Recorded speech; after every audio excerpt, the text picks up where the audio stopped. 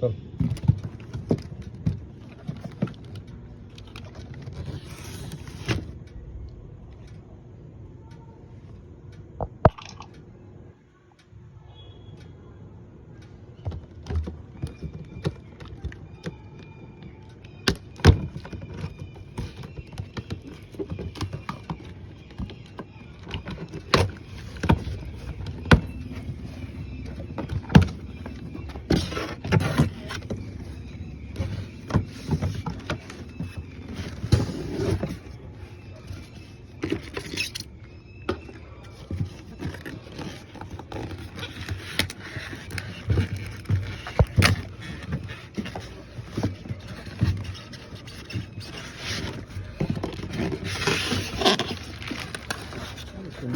वाला आता है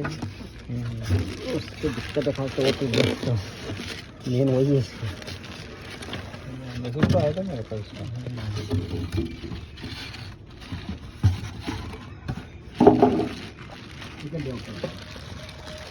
ये वीडियो बनाना पड़ता है नहीं कभी टूटा फूटा है तो वीडियो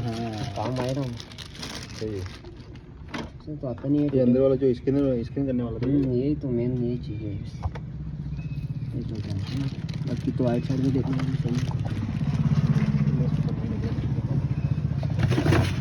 है ये तो सही वाला है